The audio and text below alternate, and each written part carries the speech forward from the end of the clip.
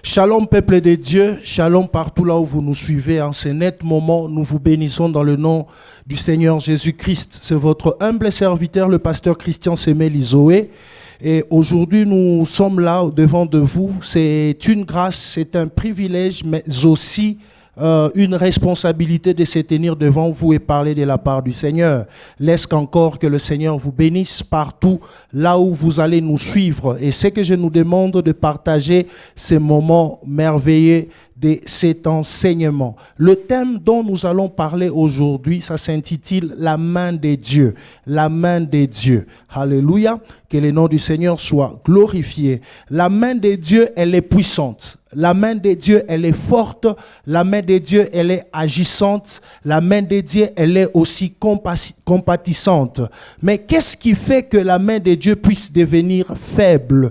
Parce que beaucoup de gens nous parlent, beaucoup de hommes de Dieu nous parlent de la puissance de la main de Dieu. Mais il y a des fois aussi, la main de Dieu devient faible. Et aujourd'hui, nous allons parler de ça également. Et rapidement, nous allons ouvrir nos Bibles dans le livre d'Ésaïe 59.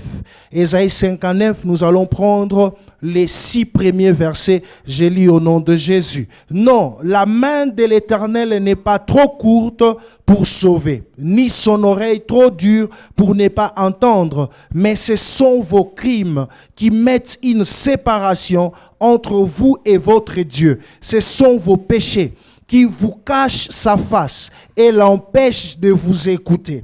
Car vos mains sont souillées de sang et vos doigts des crimes. Vos lèvres profèrent le mensonge.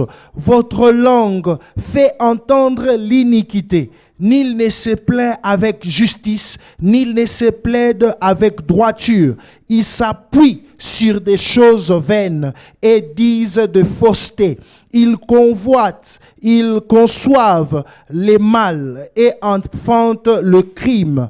Ils couvrent des œufs de basilic et ils tissent des étoiles d'araignée. Celui qui mange de leurs œufs meurt. Et si l'on en brise un, il sort une vipère.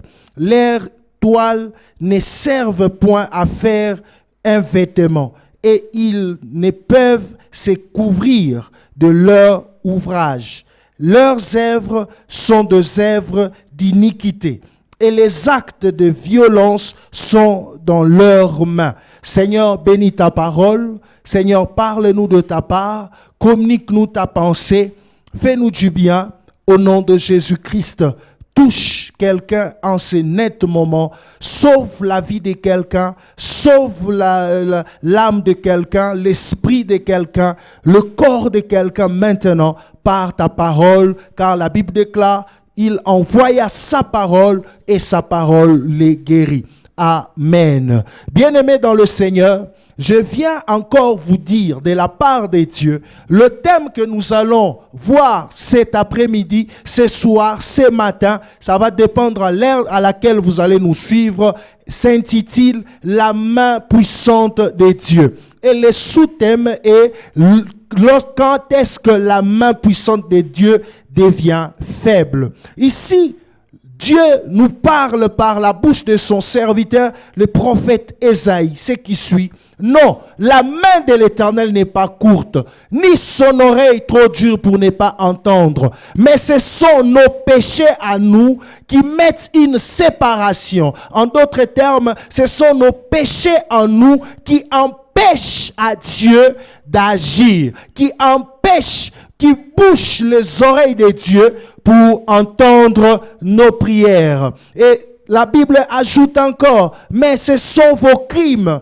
qui mettent une séparation entre nous et notre Dieu. Ce sont nos péchés à nous qui nous cachent la face de l'Éternel. C'est en ce moment-ci que la main de l'Éternel devient faible. Lorsque quelqu'un pêche, lorsque quelqu'un ne fait pas ce qui est dans la volonté de Dieu, lorsque quelqu'un marche selon ses propres désirs, selon ses propres penchants, la main de Dieu ne peut jamais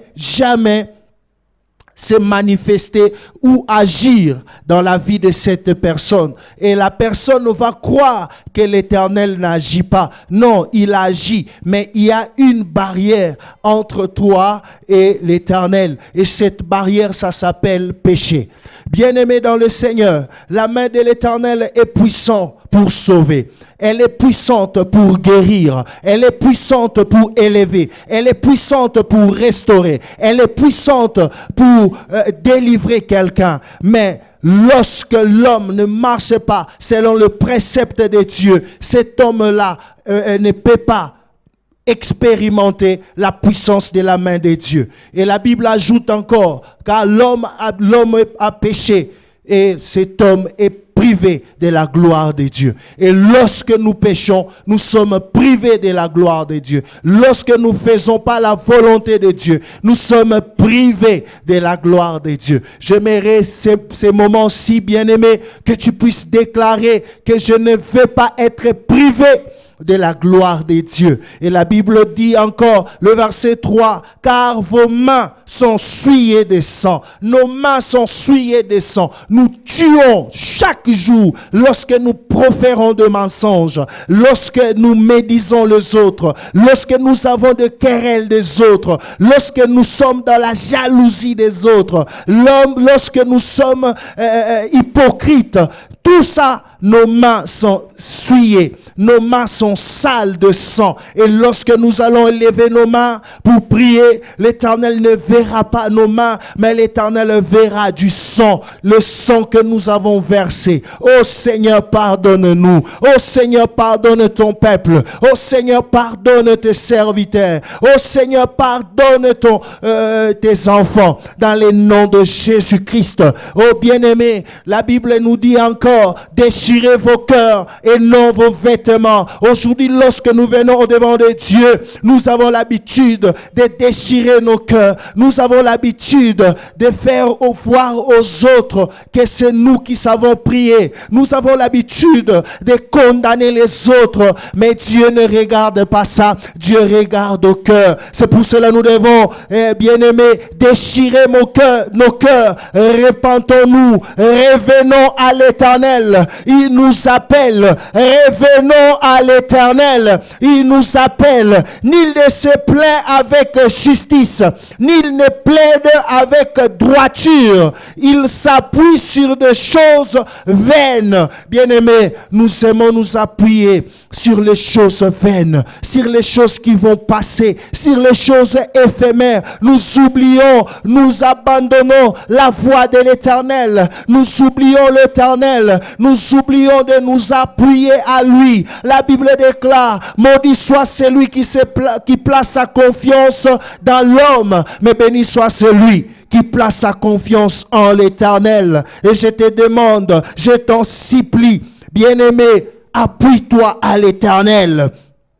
Place ta confiance en l'Éternel. Oh, répands-toi, répandons-nous, et que l'Éternel nous lave par le sang de son Fils Jésus, et que l'Éternel nous lave par une eau pure. Alléluia.